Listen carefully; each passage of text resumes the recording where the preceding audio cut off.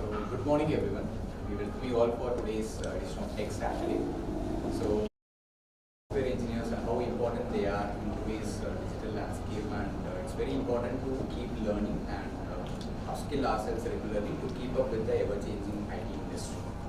And we identified there is a lack of meaningful avenues for software developers to engage and grow, and that's why we created this Tech Saturday, a community specifically designed for software developers to engage, share their ideas, meet the industry experts, and propel their career. MENTI, right?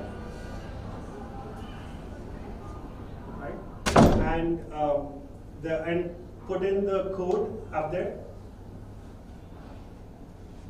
So this is a small poll just to warm us up.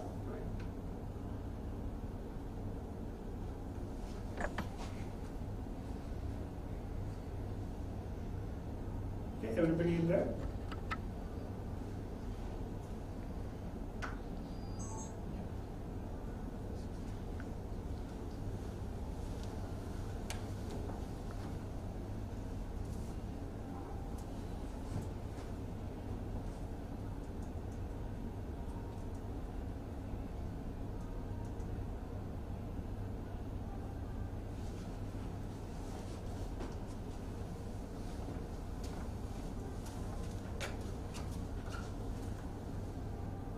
I think we have people signed. So can we go to the next, first slide there? I think he's changing the slides. So you want, what is this? Right. Yeah. Am I audible? This is for the online. For the online one.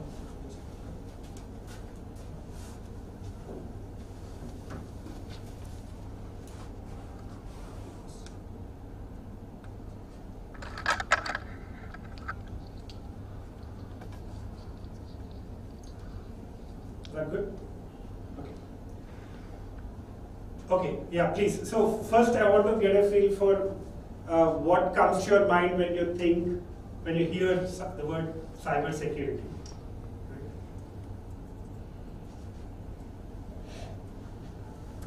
Okay. Hacking, hackers, fraud, compliance, okay?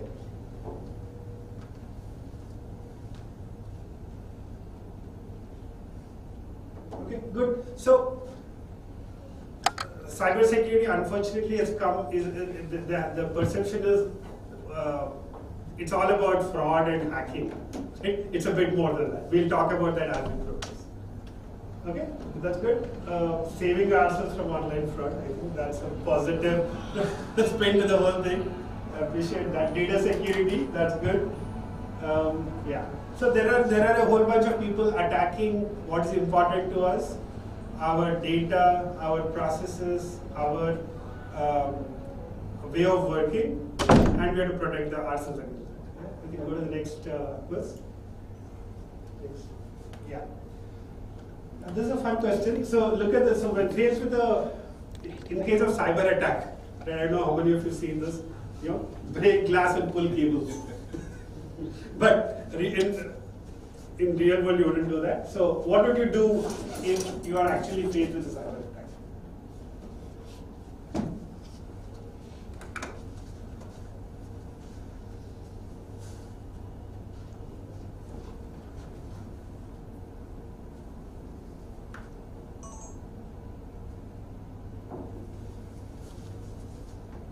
Okay. Good. So Call Me IT guys is dominating there. So we get the IT guys to resolve it, right? Why take the hit? Which is good. I mean, because there are a lot of times you don't know what is getting attacked. So that gets to my next question, right? How do you even know that you've been attacked?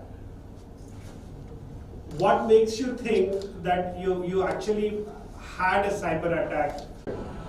Right? A data can be corrupted for a lot of reasons. May or may not be a cyber attack. And data being corrupted could be only one aspect of the overall issue. Right? Or a system application being down, that's the most common thing. Again, that could be because of a patchy CrowdStrike update to Windows as we recently saw just last week. Or which the first fear these days, the kind of world we have come to, anytime anything goes down, the first thought which comes into mind in a lot of people is it's a cyber attack. Right? Unfortunately or fortunately, in this case, it was not the case. It was just somebody messing up in the normal manner. It was not a cyber attack. I don't know how many of you remember, there was a steamer which went and hit a bridge in Maryland, right? And the bridge collapsed. Some 6 people died, and this was in the US. So one of the things which, the first thought which came there, was it a cyber attack? Did somebody mess up with the controls of that steamer, which prevented people these days, when something happens, is it a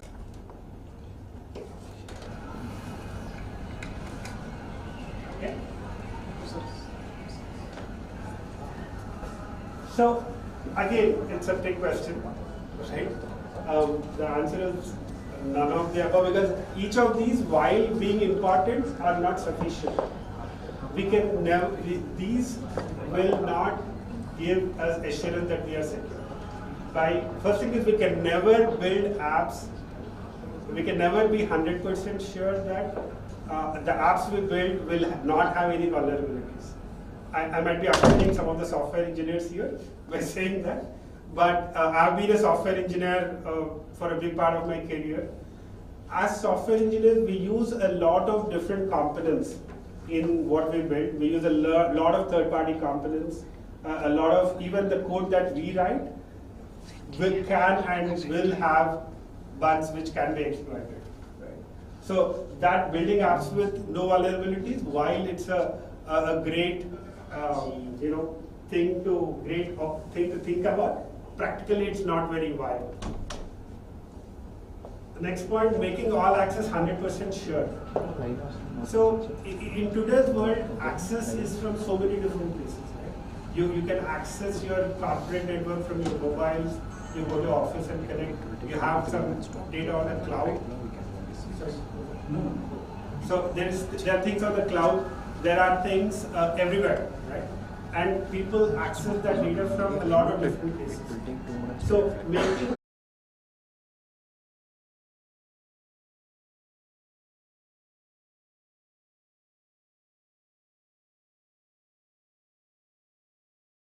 a boundary around all my office systems, that's my perimeter. If I can secure everything around that, well, I'll be safe. Again, that's a myth. Realistically, you can never draw a boundary in today's day and age. There are so many moving parts all the time. You access something on AWS, you access something on Azure, you access a third-party library which should be accessing something else somewhere. So trying to draw a perimeter on what all you access is almost impossible. So we'll talk about what it means, right? There are some techniques which have evolved to deal with problems like this.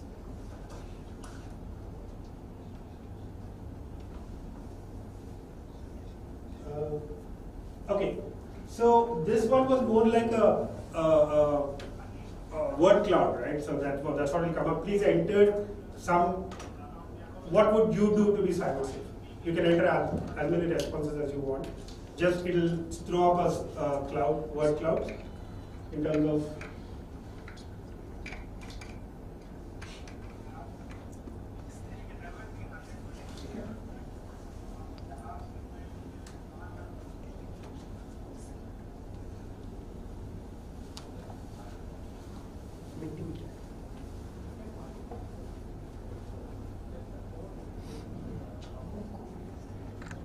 passwords, using an antivirus, good points. Okay, using secure sites, perfect.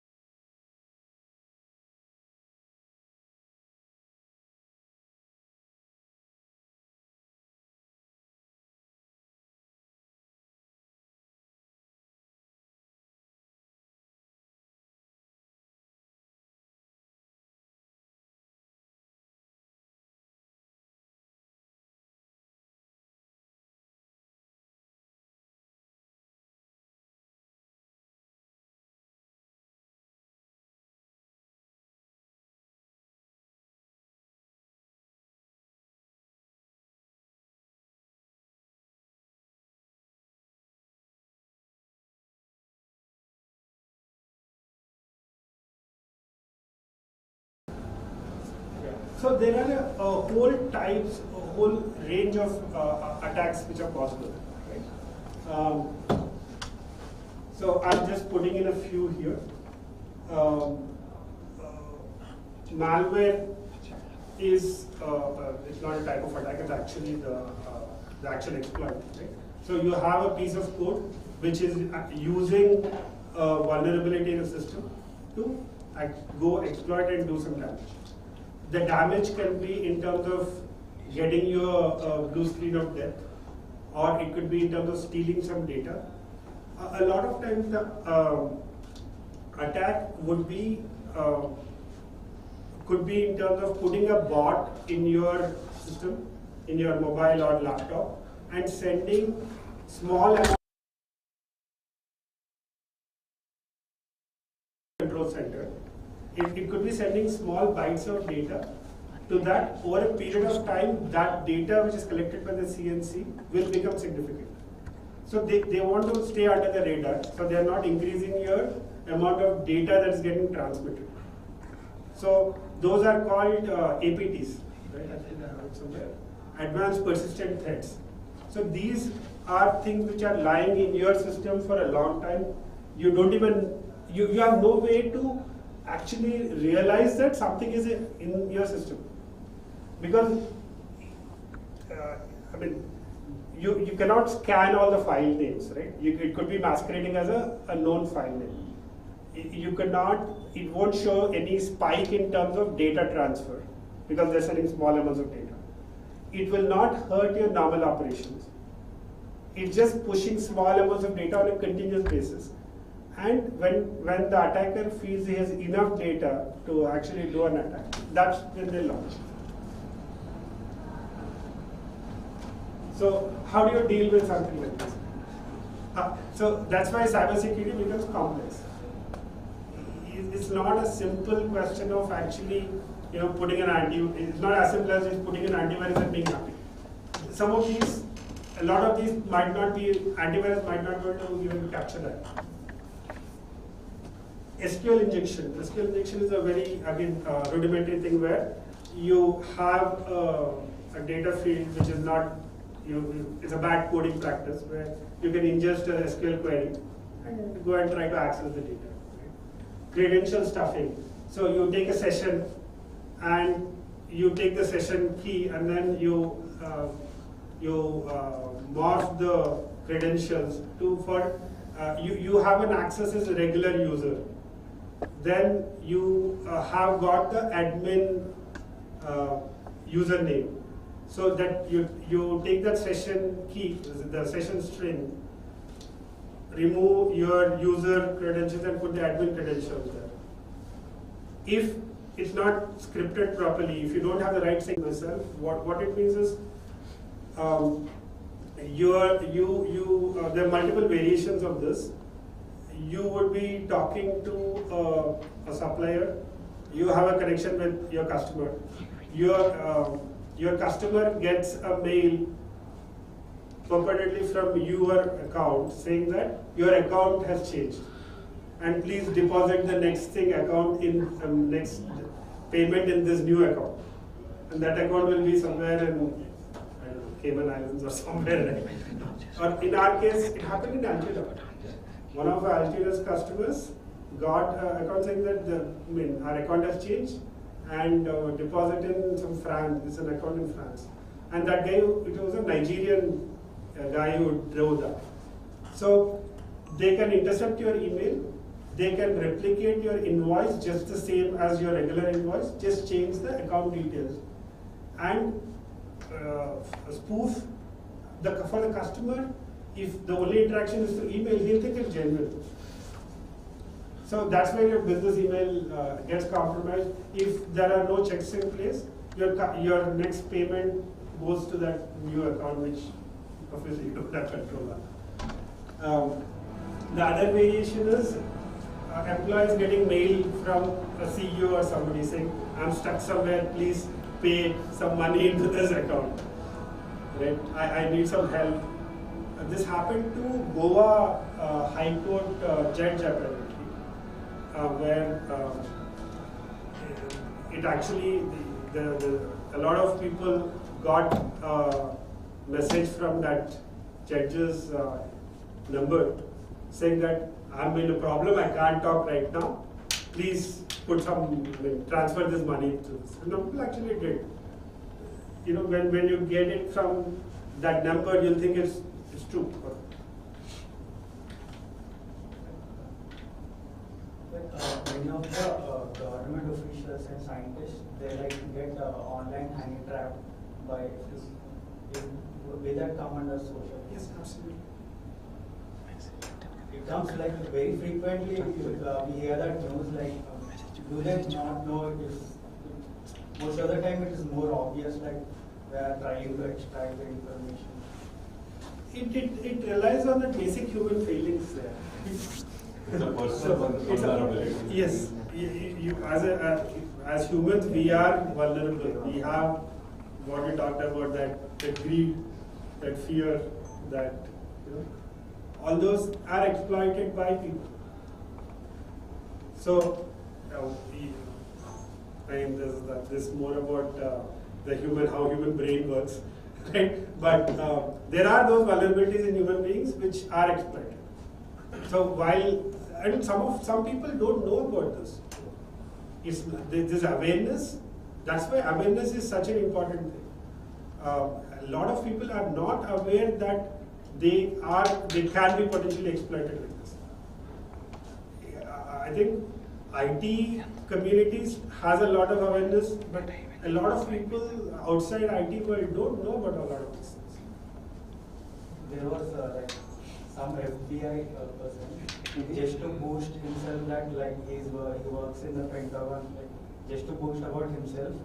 He actually released few secret documents in an online gaming server, and they got released. And Russia also took them. Yeah. Absolutely. I mean, he is trying to get some fame there, right?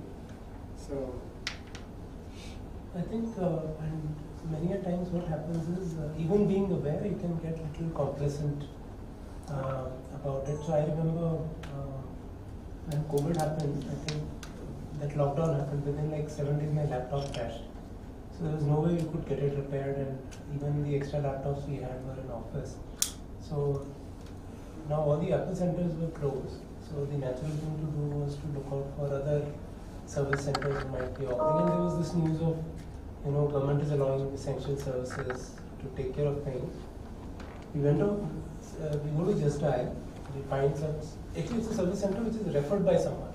And this is a service center which is actually taking care, they are sending a person, they have authorized information. But this guy just heard from a friend, so we looked up online, went to Just Dial, and we picked up the number and called that person. Now there is this trust which has been created. It's not even that I did a Google search I need to be suspicious about.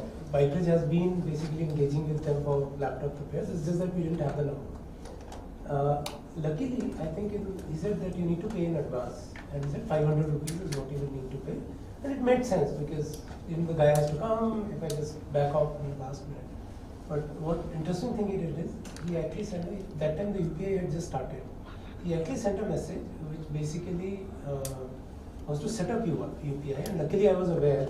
But for a minute, I was about to forward him that SMS in that moment. But I said, look, why should I know that OTP doesn't need to be shared, but it was just fractions of seconds. And I realized my bank account is getting connected with that. So even that bank account number was on my SMS. I said, no, this is not how we pay. And UPI had just started, I think, around COVID time. So one is examples like these where I think I've been trained at Microsoft for every 6 months we have to attend that training. Do a refresher. And you think, this cannot happen to us. So that's why in my home, at least my parents are banned from using anything. And I think if they get a call, we do it. I think I'll flip it a little bit. Since a lot of us are developers here, while we are all aware of the scenarios that are there, but when you're coding or when you're designing a system, or if you're a UX designer, when you're designing an application, or if you're a tester, I think we get too technical and think very deeply about code being efficient, code being right. But I think just coming out of that zone and thinking about how user will use this system, or how are they likely to trust it? Is it so? For example, in some of the very popular websites, they will never send you links because you get used to clicking on the links, right? And that means someday if the mail comes and you're not paying attention from a malicious actor, they will do. So basically you can end up clicking. So as a practice, as a suppressing the whole thing, the design itself does not allow anybody to send an email with the link, so that as an end user, you are trained not to expect links in your email. So I think when you're thinking of your systems that you're building in various roles, and I really say UX designer, product manager, developer, tester, and not just developer, think about how your users will interface with those applications. And I think this is a very good list of kind of attacks that can come your way. So think about it. Can it result in phishing? Maybe the way we are messaging, is it creating panic? So FedEx and a few others that Vasu was mentioning take a lot of precaution during their user experience, that they don't create a habit where some malicious actor can exploit it. Maybe what we can possibly look to see, since a lot of them are like from a developers community, something specific, I don't know if you have it in the speech slide, but something specific for the developer community on what probably using the term loosely, like best practices or something that they should keep in mind when they are coding or a lot of them today with the environment, right? So a lot of them are working remote or they're working from different places. We may not have, when I say we, a lot of them may not have a strong firewall, or maybe they're using virtual machines or not. Maybe there's good VPN connectivity or not. So maybe something like that you can touch as you go along, maybe. Sure. Let me. I can actually possibly show a demo of how a particular vulnerability assessment has happened. But I will have a detail on the type of protection which are there. We can go, like I said, so we can go through it, but just Yes, I'll touch upon that towards the end. Yes. So that at least something that you So I was not going to coding level detail. No, I'm not saying to the coding level, but Yeah. generally for developer, for Yeah. coders or the automation script writers, whatever. So typically what they should be aware of, Yes. where the vulnerability can come in. Yes, So absolutely. when you're looking at like an SQL injection, or if you're looking at any other areas, so they are specifically IoT programmers, so you need to still do that. A lot of Android devices, even watches now have that ability to be hacked into. So just what people should be aware of. Yes, there's one slide where we talk through the techniques of defense. Sure. I'll touch upon what's relevant for developers in there. Is these attacks should be handled by the individuals or by the organization level? Like these are like individual people may not have expertise in identifying this kind of attacks, because he may be working on some other task and then thinking some other. But how can he get expertise or think about these kind of attacks? Is it he should be trained in this kind of attack, or organization should take care of this kind of things? Good question. So there are multiple dimensions to my answer. Right? First is, as a individual, first you have to be aware of what can possibly go wrong. Right? In terms of, if you are a developer, you are building an application, what are the potential vulnerabilities in your application? You might not have a direct role in it in terms of, suppose you are a Java based coder. So there are a number of vulnerabilities which actually exist. There are some static code analysis tools, dynamic code analysis tools, which are part of a DevSecOps routine now, right? So that part is there for product development teams. That is at a direct detailed code level, where it will tell you that these are the possible vulnerabilities which can exist at code level. That I think every developer should know. right? How to run static analysis tools, how to interpret the result from static analysis tools, how do we run dynamic code analysis tools, and how to understand the results of that. That is an essential requirement for all developers. But apart from that, that's the at a code level. But at the next higher level, at the product level, how is your product actually being used? That's where some of these concepts start coming in. Whether you individually will be trained on that or not is your organizational prerogative. That's not something I want to comment upon. But to become a good developer, I think you should be aware of this. Whether your organization teaches you or not, I think you should be aware of this. Right? You should be aware of, at a product level, how that product can be used and how that product can be exploited. How is that product being deployed? What is the environment where is that product being deployed on the cloud, or is it on desktop based on-prem? If it's cloud, what is the cloud protection giving you, and what should the product take care of from a cybersecurity perspective? And a lot of deployments today are on cloud, right? But AWS or an Azure or GCP, they provide protection for their infrastructure. While a cloud provider might say, I'm taking care of cybersecurity, they are not protecting your application or your data. They are protecting their infra. They are saying nobody can attack my data center. Nobody will be able to, my data center is not exposed to attacks. But they are not, they'll never say, I'm giving you protection for your data or your application. That you have to take care. So understanding how your product is deployed, what possible attacks can happen is important for you as a product developer. Does that answer your question? How to get that information is a slightly different topic.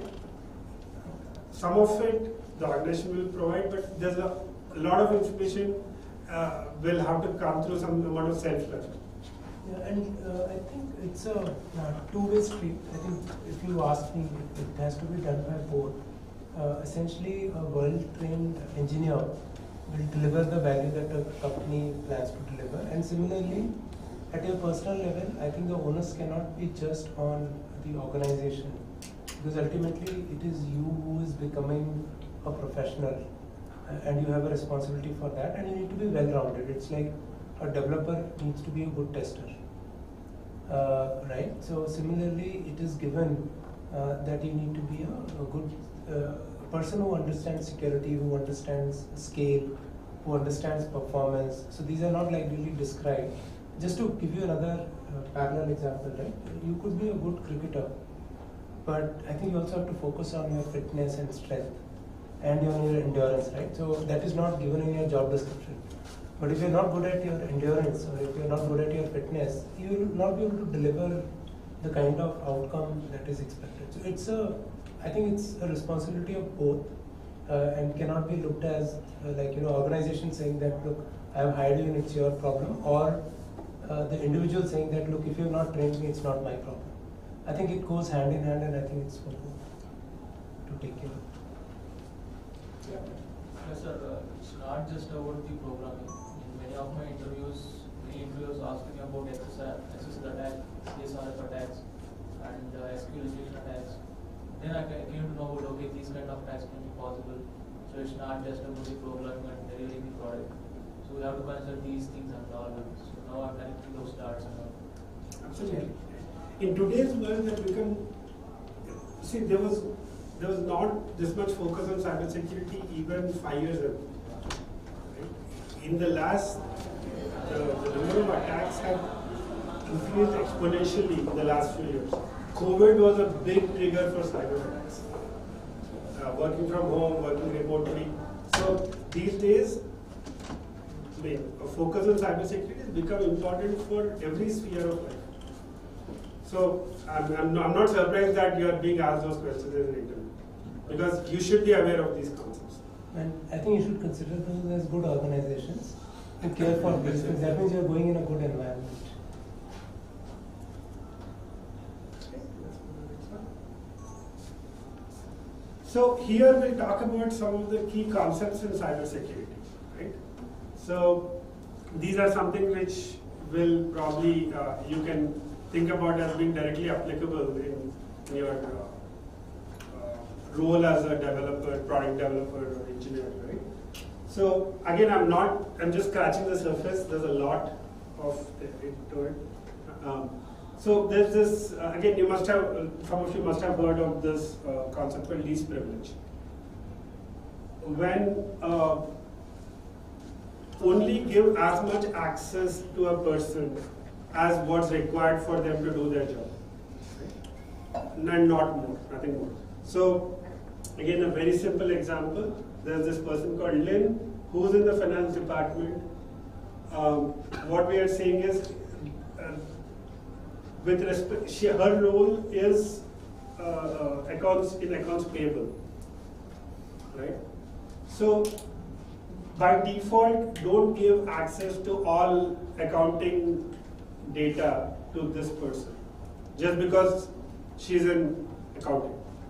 She needs read and write access to account payable data, so she gets that. In account receivable, she gets only read access. Right? This is some simple concept you as a when you're building your product can think about. Who needs what access to play that role? You give different permissions to individuals, access to tables, access to different data within your application. Who needs what access? How long do they need that access? Right? Do they need the access for the entirety of a session? Right?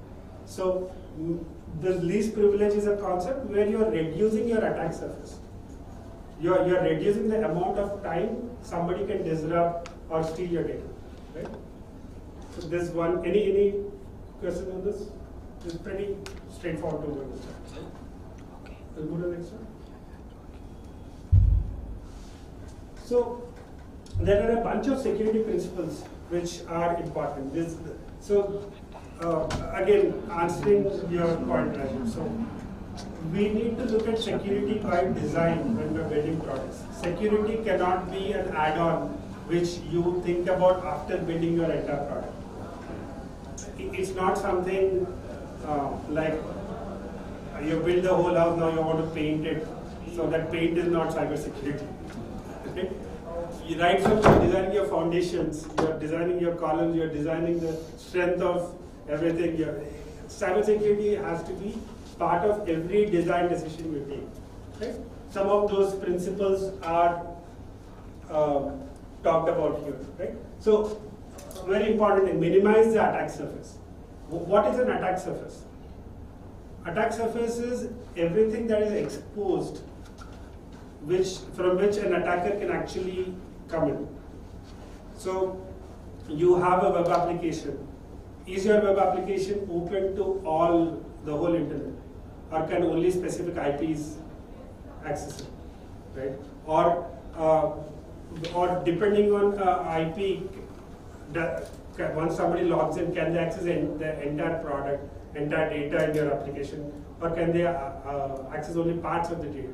Application, right? So that's your attack surface. The whole surface which overall data and the processes that are open to users to access. You want to minimize that. You want to keep it as low as possible. Now, one important thing in cybersecurity, when you're thinking cybersecurity, is the friction part of it. When you minimize this causes friction. Right? So for example, I'll give you example of what I mean by friction. So typically, companies have a lab network, and then the lab network is separated from your work network. When you want to transfer, while you're working in the lab, you have some file in your work network which you want to access, but you cannot because they're separate networks. There's some restriction. So that causes friction in your work. But why is that important? You want to keep your lab network isolated from your regular network because of good reasons. The security guys will, the developers will be very angry, right? Will be ticked off. Right? Why are you making me copy this into some agreed common share or put it in some USB, then clean it, and then put it in the lab. You are causing me extra work for nothing. But the security IT guys have said, no, this is a policy, I will not agree. You cannot directly access. So this causes friction. So a lot of decisions in security, it's a trade-off between how much friction you want to accept versus how much security you want to provide. If designed properly from the start, you can look at this in a more cohesive manner. If you try to attach security from top after you've built everything, it's very hard to overcome the friction.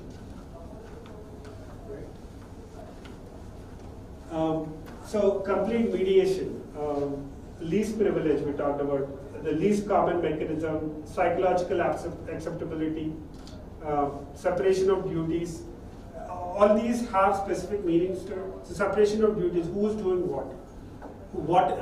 what role a person is playing, and do they have access only to that extent of that role.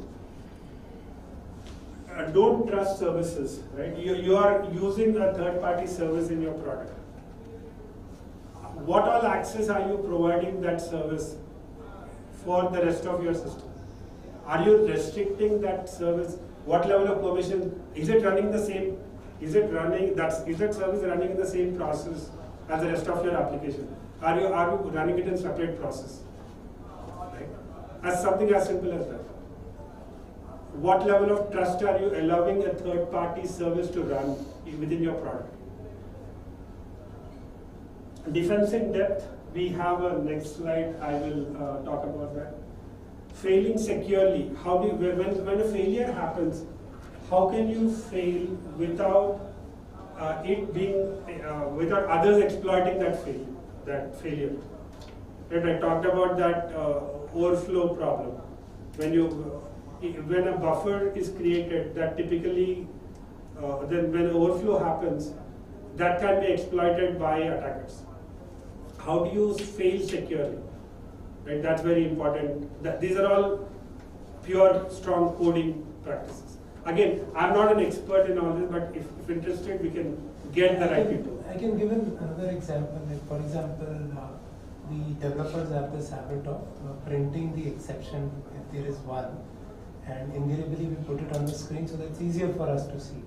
But what it can do is when you print the exception, it can give the attacker a visibility as to how code is structured and how the whole process works. So it's very, very important. Like these are, like failing securely is where you need to understand that, this is not something which goes to or you could actually give away the path to where the service is hosted, signature. Sometimes I think developers, because we don't like to debug, we prefer to print, right? And that printing code remains, and then that gives away the details, right? So wherever we are failing, some error comes in, I think putting that thought in your mind that, hey, am I giving away something to the malicious actor? Then that possibly would. Absolutely. Yeah. Evidence production, right? So when there is something failing in the system or something is not, having a clear evidence produced so that we can manage it effectively. A lot of times security is so hard because you don't know what's happening. You don't know what component is crashing, where is it failing from, what's going wrong. So being able to produce the evidence and while you are building your products, making it clear that when one particular flow fails, it should be easy for people to understand why that is failing so that they can build it more securely. Open design. So you should be able to understand the design easily. The design is complex, then there's something wrong. The design by nature cannot be too complex. Isolated compartments. Right? Each component should not be impacting the flow of another component. When a failure happens, it has to be isolated within that component. So these, so I mean, there's a lot more to these security principles than what I've talked about. But again, I'm not an expert here. We can pull in people, other people who can get into details of each of these. But as from a development perspective, these are a lot more, I mean, they get very important when you're building applications. Yeah, this was a good slide. I think we should put it to our dev teams somewhere. I can talk a lot more about this part, the difference in depth part, right? The what happens after you build your product and the overall environment around it. So this concept of difference in depth, right? You are not relying on one layer to protect yourself. If you think about, I mean, a simple parallel for protecting your house, right?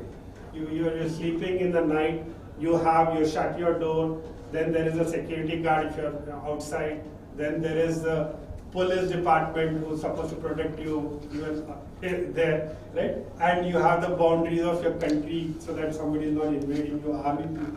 So you have different layers of defense while you're sleeping. There are multiple layers at different levels. So think about how do you protect yourself? So these are your mission critical assets. Things which have to run for your business to operate.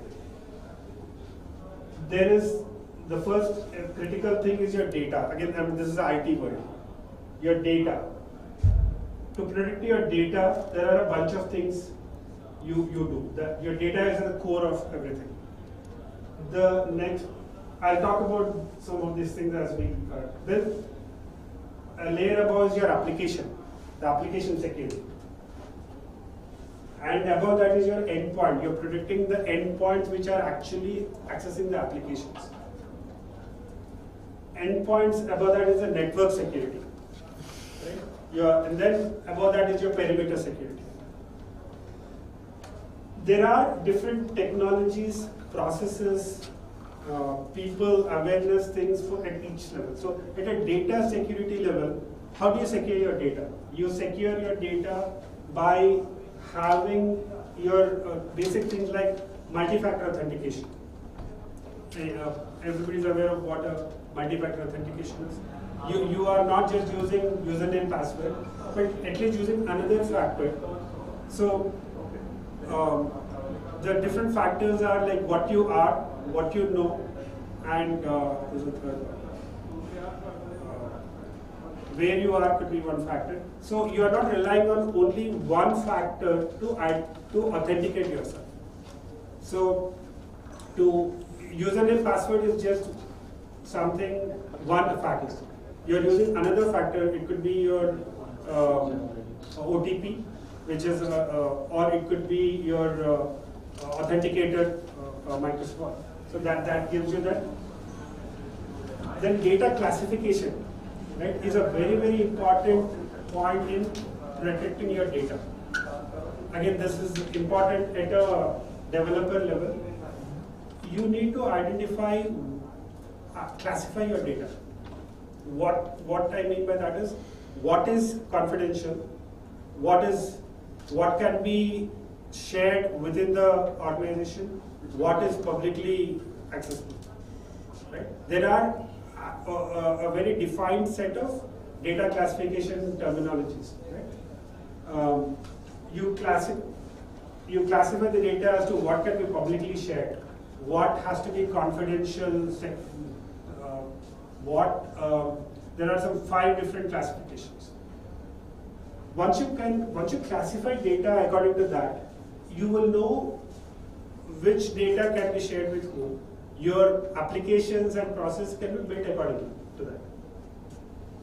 Right? Based on the data classification that you assign to a piece of data. Data integrity monitoring, right? How do you know your data has not changed from the last time you accessed it? You're monitoring the integrity of that data. Data encryption, data drive encryption, right? Data wiping, PKI, public key infrastructure, using the public key, private key infrastructure to protect your data. DLP, data loss protection. Right? So this has become more and more important with a lot of remote work. So how do you prevent people from sharing companies? There are solutions which prevent you. If it's an office laptop, you cannot be even using it for personal. You can't open Gmail on that, for example. You cannot post any file from there into. You cannot send anything to your personal email, your own personal email from there. It will track the amount of usage, data usage, and even when you're offline, you can't put a USB stick into it. And there are a lot of data protection, data loss prevention solutions available. We have data logging. So all these techniques are there in data security. So there are a lot of data security solutions are even related to masking the data. So if you have a teller in the bank, why does the teller need to see the whole account number? Why does the teller need to see your address? Right? So all these details matter when trying to protect your data. So masking the data is an important technology. Then you have your application security. Application security can be, again, there are a lot of techniques there. Having a WAF in front of your application, web application firewall, that's different from your regular firewall. This operates at an application layer level. Database security, then doing vulnerability scanning, dynamic app testing, static app testing, and the different logging mechanisms. All these techniques are at an application layer level.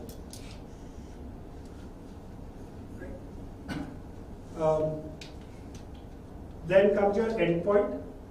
Endpoint security, you have endpoint hardening. We just talked about that. You can have an endpoint firewall, whitelist, blacklist of what is allowed to run in the endpoint. And when I say endpoint here, I mean your desktop, laptop, mobile, everything that you directly access. You have your EDR, MDR solution. EDR is endpoint detection and response, which will be continuously monitoring all activity on the endpoint and will be highlighting if there's any malware behavior in the system. Right? Does file integrity monitoring, if there's any change in the file. If there's and it continuously keeps scanning, if there's any change in the file hash value, it will pull it up. It will be doing patch management. Windows keeps pushing a lot of patches, or any other applications that you have in your endpoint. It will do patch management. Endpoint disk encryption, right? You want to use BitLocker or something to encrypt your hard disk. DLP, we talked about physical security of the actual laptop. Here there's a funny story of just one of the factories we went to. Their way of, they had this, we asked them, how are you securing your laptop? With the one this was in a factory. So they had this nice big cage. So it was in the middle of the factory, nice big cage. The actual laptop was sitting inside the cage with a nice lock outside it. That was their way of securing access. But how do you use that? So the guy had a key. The guy who had to use that laptop had a key. So that is their way of protection. So there is this logging across all the layers. Yeah. Can this not also result in a security vulnerability with logging, or is it to track all the security incidents? It is to track the incident. A lot of this logging data goes to something called as a SIEM, SIEM. Okay. Like a Splunk, QRadar. This log information goes to that system to actually track what is happening. And all of it basically rolls up to some sort of a control center where people are. That's the SIEM tool, which it track. So large operations typically have something called as SOC, Security Operations Center. Yes.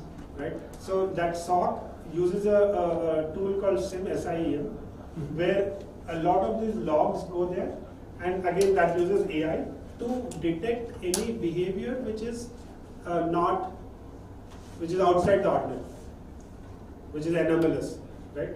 So that's where logs at these different levels become important.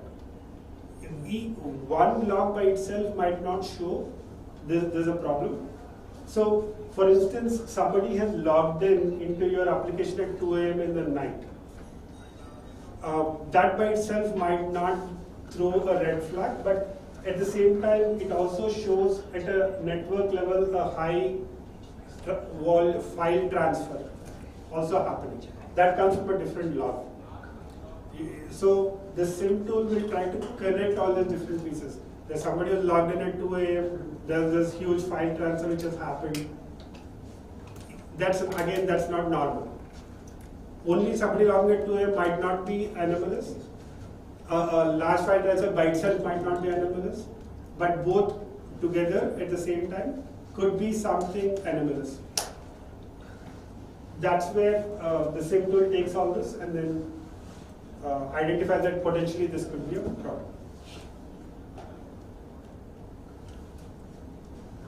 That's endpoint. So you have all these set at endpoint level. Then you have the network. Network level are all your firewalls, your intrusion detection system, intrusion prevention system, the IDS IPS system, virtual patching. Virtual patching is a concept where you cannot do the real patching of a software. Right? So you could be having a Windows XP system still running. There are a lot of organizations still run Windows XP. Right? You don't have, I think Microsoft has stopped giving patches. So how do you protect a Windows? They have a good business reason to continue using Windows XP. I mean, we have this saying in the IT world, right? If it's running, don't touch it. Let it run. Don't mess around with it if it's working.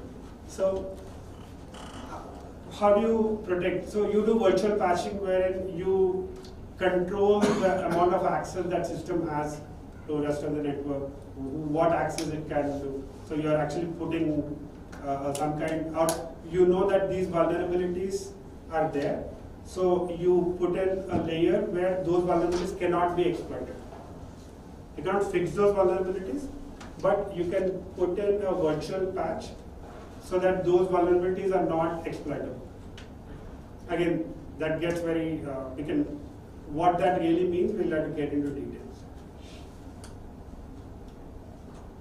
And then network level, you have your wireless devices, your VoIP security, physical security again, network device hardening. So firewalls, I don't know how many of you are familiar with what a firewall does. A firewall essentially controls traffic, right? Your network traffic in and out. You have a bunch of rules in a firewall where you can tell the firewall, allow traffic from this IP address.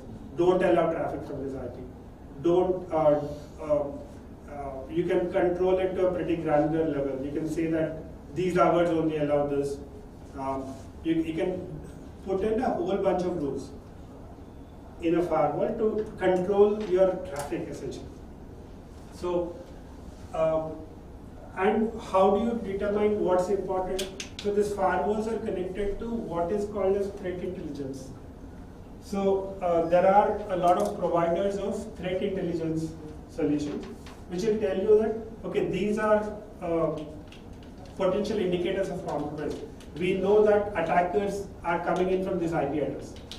We know that these particular systems, MAC IDs are potentially issue.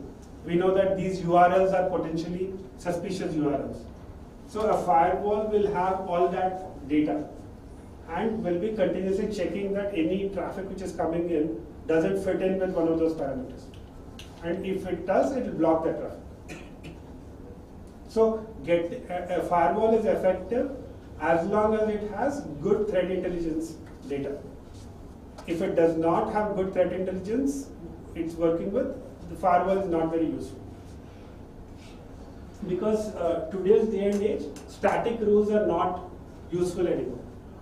Your rules have to be dynamic. You can't have a static set of rules and be happy and think that you're secure.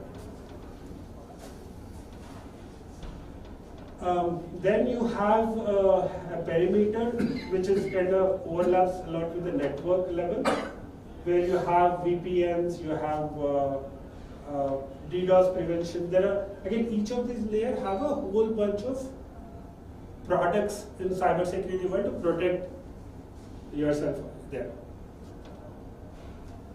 So just addressing the point on what developers should do. There is a vulnerability assessment which developers should be aware of. There are tools which scan and which you can do at a product level to scan for vulnerabilities. There are a lot of concepts at a architecture level which incorporate security architecture and design concepts. Those are important to understand. There is penetration testing is where you're actually using an exploit to test out a vulnerability in your product. Right? So that is what is called as penetration testing. So doing regular VAPTs, vulnerability assessment and penetration testing on the product that you're building becomes important. Right? Making sure that that product is working fine and is not exposed to any vulnerabilities.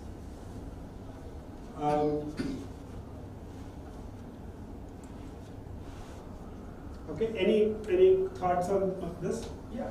Now that we are going towards using a lot of AI-powered products, what kind of cybersecurity concepts come into picture to avoid any threats? I have a slide later on that, but I'll just touch upon that. So AI and the latest the generative AI, ChatGPT and everything, have made the complexity go to an order of magnitude higher. Right? So I'll touch upon that in the different slides. Any other thoughts on this? So I think there is also a larger design around it, which is we don't have to like really do all of it in all scenarios. So it's like the kind of security or walls that you put, say, in front of a prime minister's house would be very different than. So it really depends on how mission critical an asset is. That we look at like how much of it is there, because it has its cost and I think loss in performance. I think that's one thought that I had. And like you said, there are also IDs, even when you code. Essentially, ID itself will tell you that the code that you're writing or the library that you pulled in has these issues.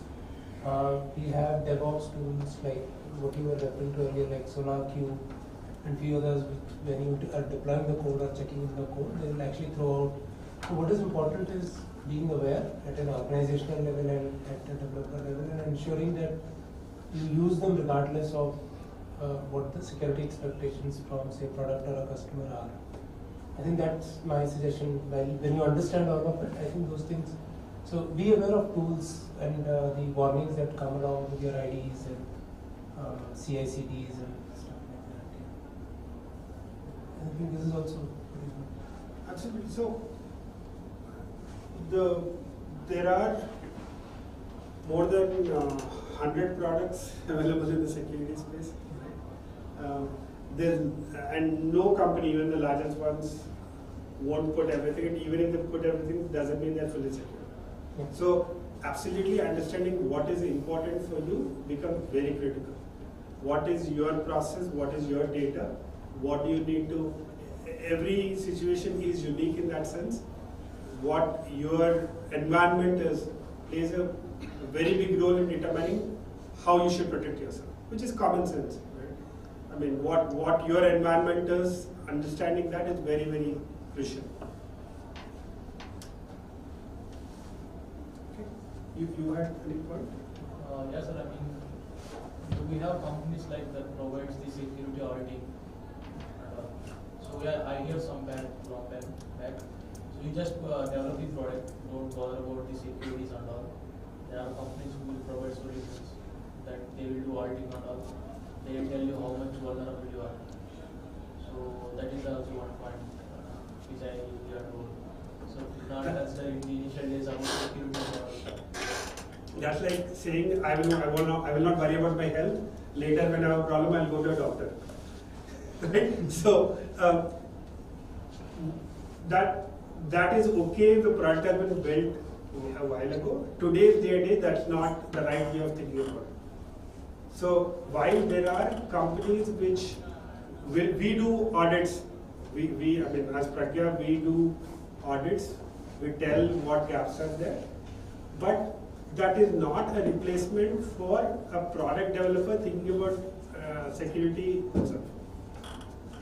Right? Because, as I said, security has to be looked at from a design perspective itself. What a third-party company can do is help you with the external world of how, given that you have a vulnerability, how can you protect yourself? But as a developer, you know inside of how the product works. How do you reduce the impact of a possible vulnerability is something you can do from inside. Okay. So I just thinking that a third party will come and take care of all this is not the right way to look at it. A third party can look at it from an outside in view, not inside out.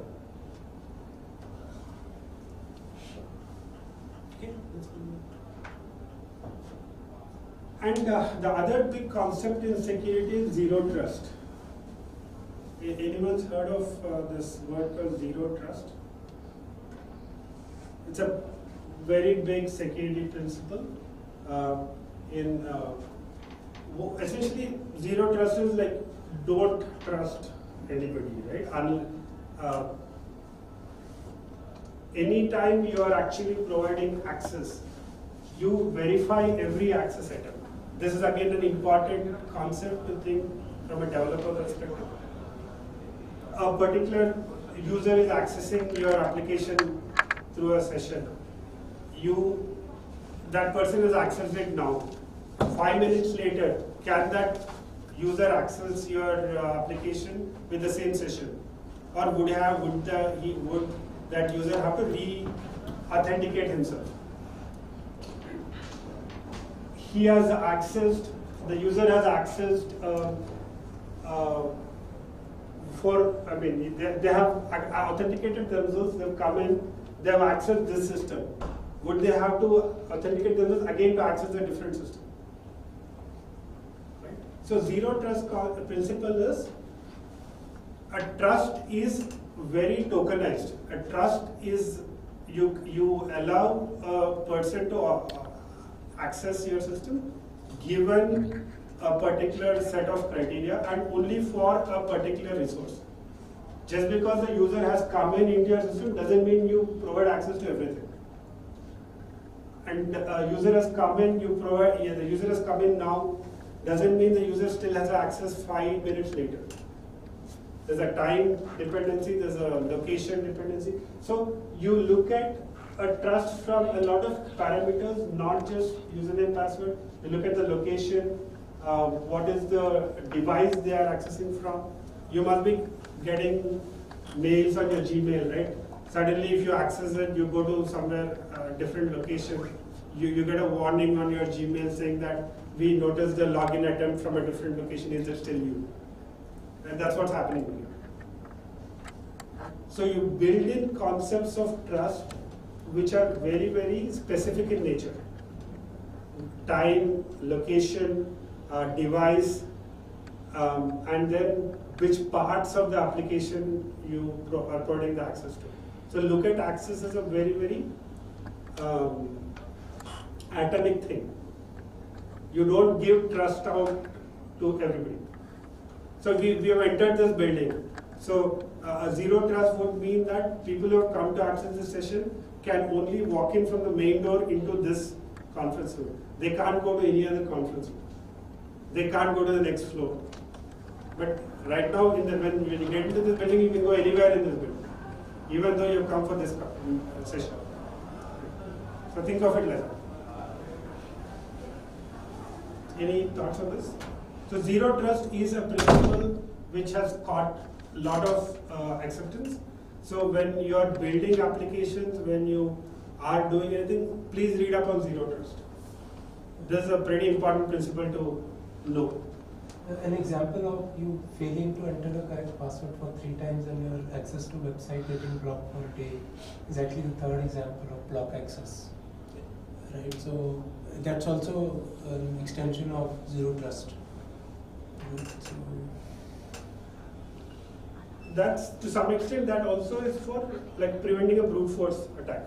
correct. You Yes. don't want people to try out a lot of different passwords, Correct, correct. so that to prevent a brute force attack. And I think it has matured over. So earlier it used to be that now you have to go to either call a call center to get that reset. Now you can I think regenerate. so now either you can regenerate or you can attempt a day later. Yes. So that basically elongates the duration to really crack, Correct. and it's no more attractive for say a hacker. How are we doing with time? You're at 12:30. Okay, so let me rush through please. Okay, so it is not very clear, but I want to just run through some of these things to just get your feel for the whole cybersecurity world. Right? There are some of these are key certifications which are important from a cybersecurity perspective. GDPR is for data privacy, Europe market. PCI DSS, anything to do with payments card industries. All your credit cards, everything that are used are in the PCI DSS world. HIPAA is for health industry.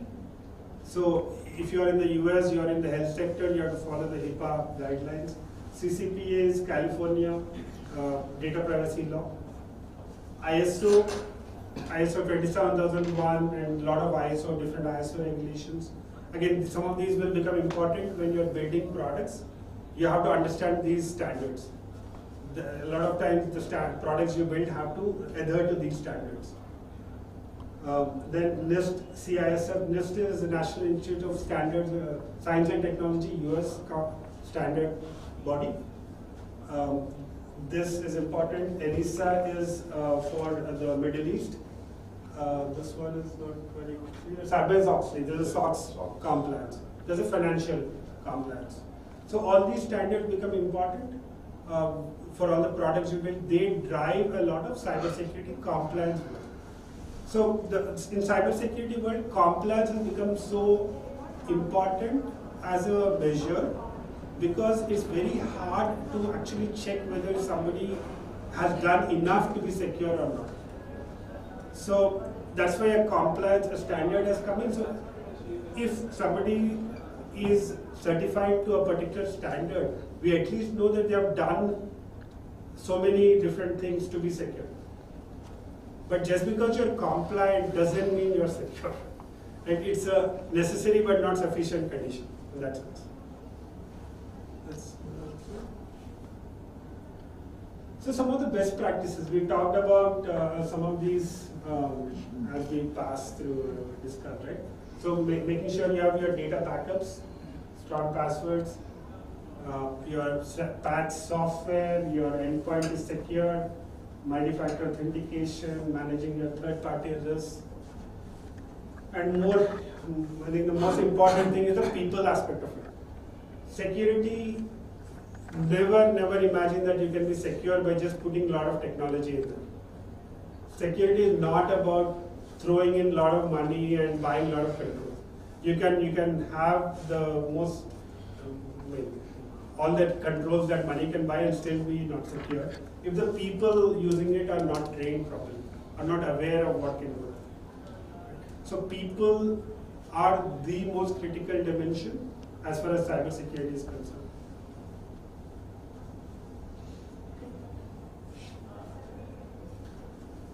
This is from a perspective of people looking at cybersecurity as a career. Right? So what are all the different roles possible? You can be a security analyst, and a security analyst is somebody who looks at what's happening from a security perspective and doing a VAPT, looking at the entire stack and doing analysis of vulnerabilities. Security engineer would be somebody who is actually implementing the controls. Architect or designing what is the right solution you require from a security perspective. Forensic analyst, this is becoming more and more important. Forensic analyst is somebody who would actually determine what has happened after potential hack. A lot of government jobs are coming up in this area.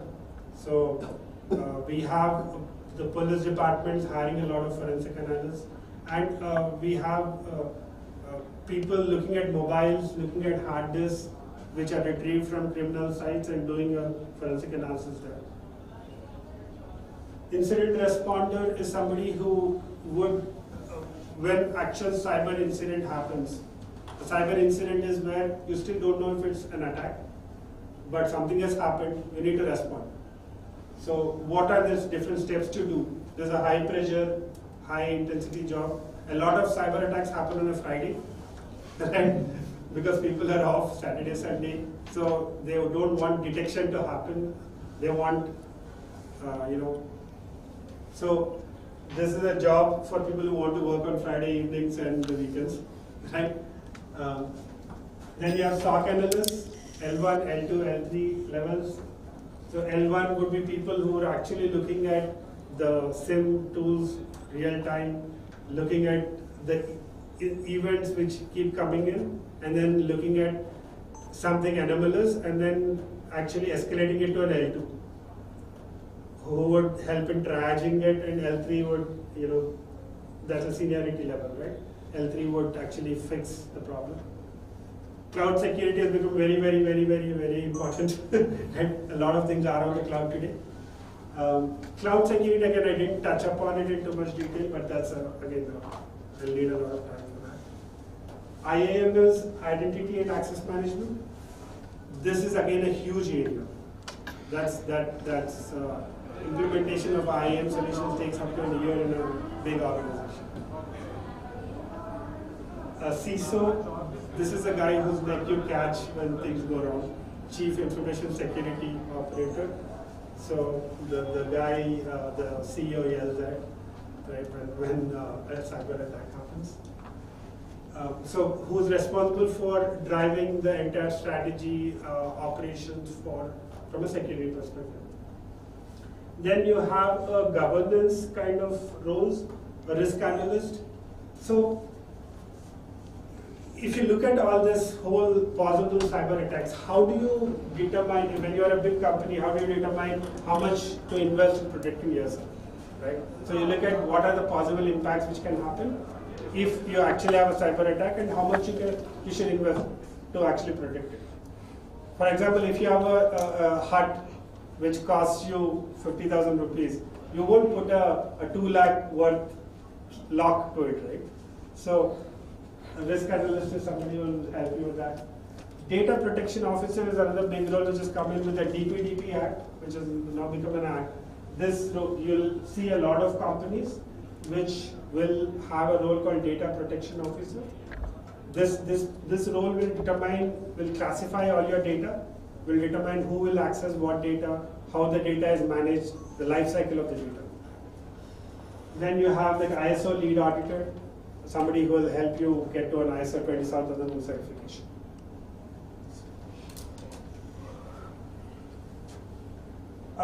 Another thing very unique, I would say, to cybersecurity world is given the kind of complexity and the abstractness of the overall work, there's a huge dependence on certification to actually hire people. It's very hard to figure out in an interview, how good a person is. There are competitions like CTF, capture the flag events, but it's still very hard because the subject is so broad. So there are a lot of these organizations which provide certifications. These are the different agencies, there are some industry bodies, and there are some OEMs, like Microsoft, AWS, or Cisco. And these are the different certifications. Again, there are a lot more. I've just put in some of the more popular ones, which are there from a certification perspective. A lot of times when you want a career in cybersecurity, these are the certifications which are important to even get a job, right? To even be called for an interview. Can I take a picture? They're all Can we share the slides? Absolutely, yeah, it's all publicly available information. We'll share it on WhatsApp or email. Okay, So one question on behalf of people, right? So I don't know if anybody is either already in this domain or wanting to switch to this domain. So do you think a mere couple of certifications will be sufficient for them to do a role switch, or would they need to do more? It depends on what job they're looking for, right? So if you go back a slide, depending on the nature of the role, right? If you are gunning for a CISO role, for example, you need Chief Information Security Officer, you'll need a lot of hands-on experience of actually having dealt with those issues. But if you're looking for a security analyst job, a CEH certification is a good entry point. But having that certification is probably So sufficient. let's say if somebody is I'm just taking an example, right? Let's somebody is a tester for 5 years and he sees not much progress for himself or herself, and he says maybe this is definitely going to be an in thing. So can he get into a security engineer role, or she can get into an engineer role with 1 or 2 certifications? Yeah. Or do we really need to start the career as a security engineer to be in this space? That's the You don't have to, right? You can so use there's it the as- multiple dimensions to it. You Okay. don't have to start as a security engineer. So some of the key things to be a good, have the right knowledge and networking knowledge is important. Okay. If you want to get into cybersecurity, and the aptitude to want to learn about new things all the time, right? Yes, So fast-paced. it's not a subject where you have a lot. Depth is not the primary criteria, right? You don't need to know the syntax of coding. You don't need to know all the different ways efficient way of writing Python or C#. There are a lot of scripts already available on GitHub which you want to do. So coding need not be your strength, but analytical skills are very important. You need to be able to learn new stuff, how a firewall operates, or how a particular application is operating, what logs are generated by what, and be able to connect all these different dots. So that kind of an aptitude is important for a good security analyst. So willingness to want to learn the breadth of a range of topics. You need to know a bit about operating systems, a bit about hardware, firmware, applications, network, cloud, IoT, right? The range of things. That is important to have a good cybersecurity career. It's not a role for depth. In fact, a lot of people who play a SOC analyst role, they look at one small thing and it gets very frustrating when they are doing only one small thing. Because it gets very repetitive. So having that breadth is very important. I think I'm pretty much close to ending. I'll just touch this. Fixed. Yeah, so this, right? This is the last slide, I think. The generative AI, which is the rage of today, right? And cybersecurity. I've just called it the good, bad, and ugly. So there are a lot of good parts to it, right? So it's helped security teams do a lot of routine stuff in a much better fashion, like threat detection and response. You can actually do a lot of cybersecurity work without becoming too technical because of generative AI. So there are companies which are coming up, which already have products where you can write a simple query in English saying that tell me all the logins which have happened between this time to this time and which have generated in so much more traffic. Before this, trying to get a response to a query like that would be a lot more complicated. So, getting threat intelligence information is generative AI has helped that a lot. What is happening around the world and what is relevant to me from all that data. Training and awareness, natural language processing, vulnerability management, fraud detection. Generative AI is helping. All these solutions are still evolving, but it's helping a lot where there's a large amount of data which needs to be processed. And it can be processed by non-technical people now because of generative AI. So that's a good part of it. Right? The bad part of it is hackers also can do all this. It's not just the good guys, the bad guys can also do all this. So phishing and social engineering is becoming a lot easier because of generative AI. You can actually use generative AI to easily, you want to target Rajiv and you want to attack him. Right?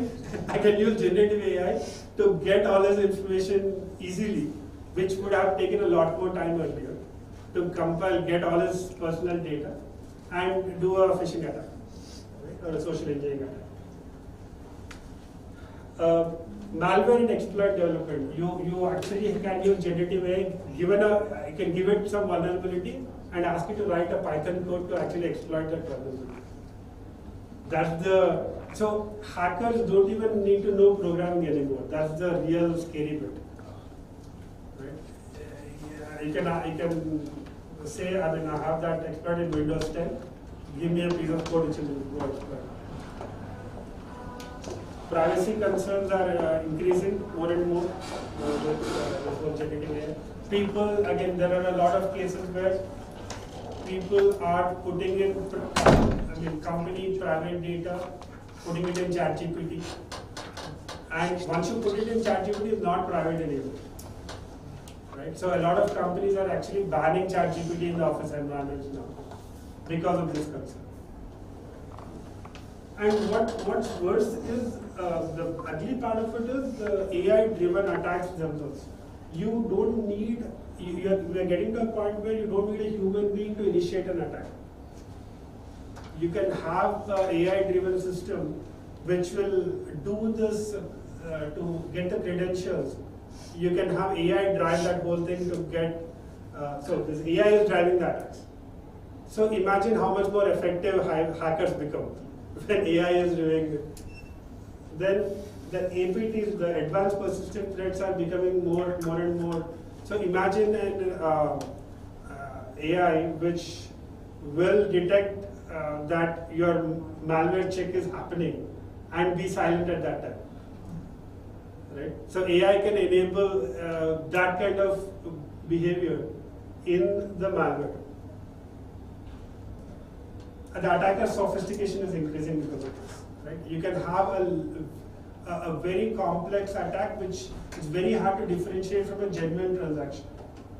The attacker's sophistication is increasing because of AI. So this is the Chor Police game at a higher level, right? It's gotten a lot more difficult to defend yourself because of AI. And it's just going to get more and more difficult as we progress. As the AI keeps getting better, this is getting, so that's where the defensive depth becomes more important. You have to have defense at multiple layers. Okay, I think with that, I think that must be the last slide. Okay. So, I hope you learned a few things today and you got to hear some new ideas. So, any other points you want to bring? Is it recommended to use the ChatGPT or AI tools in the development side? Because you have mentioned a few companies are not using the ChatGPT. So, what's the exact thing like we have to use or not for the betterment of? So ChatGPT has to be used in a controlled environment. So for an organization to really get the benefit of LLMs in there, they have to build their own LLM, not use ChatGPT, OpenAI ChatGPT, right? Because once you put anything in ChatGPT, OpenAI has, that company has full access to that information. So if a company like, a company wants to get the benefit of LLMs and generative AI, they should build their own model. But can the companies afford that kind of power, like to? So the next option is to control what can and cannot be shared in a ChatGPT, right? So what information can be put? So you cannot be putting your product code in ChatGPT and ask it to fix the problem. That should not be done, right? So what can and cannot be accessed? So there's an element of training there, an element of awareness, like what should not be going out. That's one part, and then the other part would be to allow controlled access to ChatGPT. So you restrict what specific workstations or put a layer on what you allow ChatGPT to access from your organization. Filter it out before you allow it to go in there. Those kind of wrappers should not be too difficult to build. Using a ChatGPT API for your own company's sake should not be too difficult to build.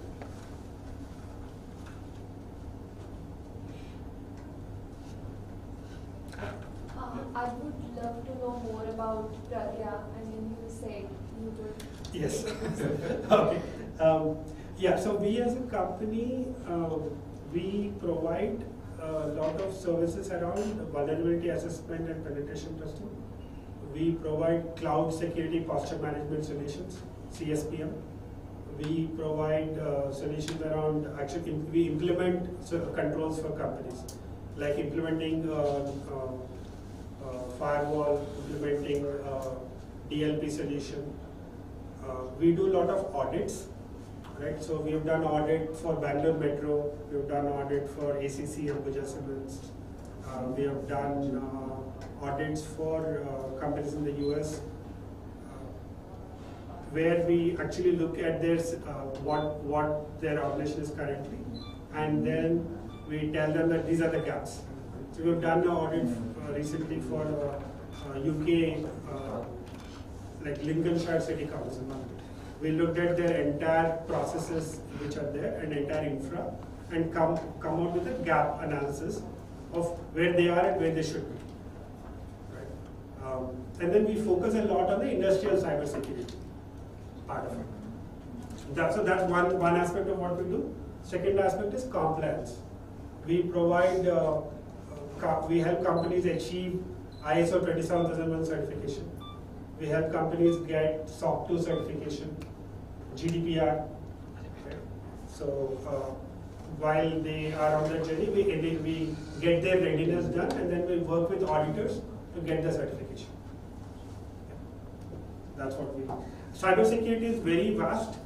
There are, as you can see, we touch probably only 10% of the world.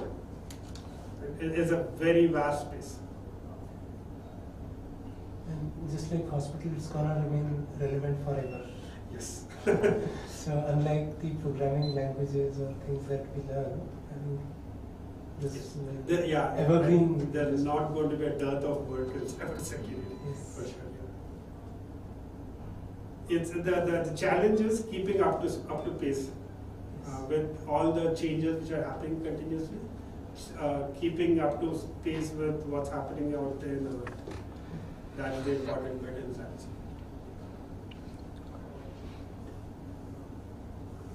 Okay. I think we're. Yeah. Thanks. Very good. So today's session was not only engaging but also very useful for all our career journeys. So thank you, Vasu, for conducting such a wonderful session. So I'd like to invite Vinayak to hand over the gift to Vasu.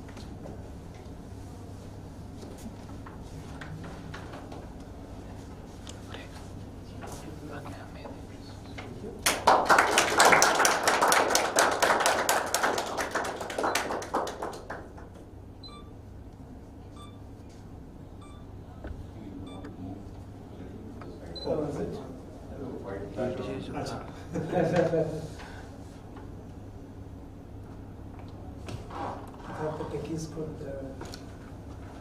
not care about it. So.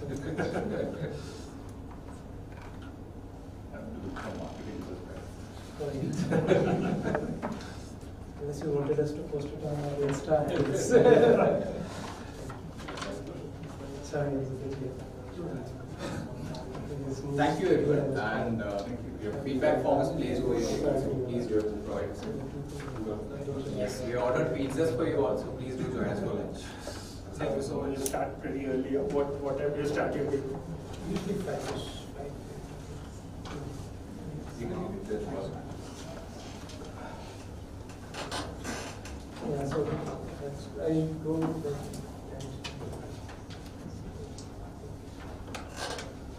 Yes, today was the first day intro for. Is the office manager? Yes.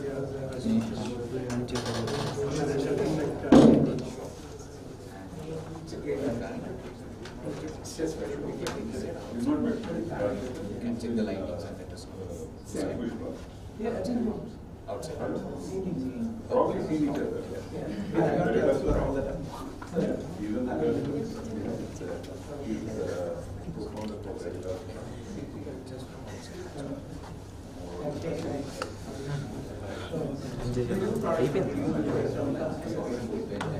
No.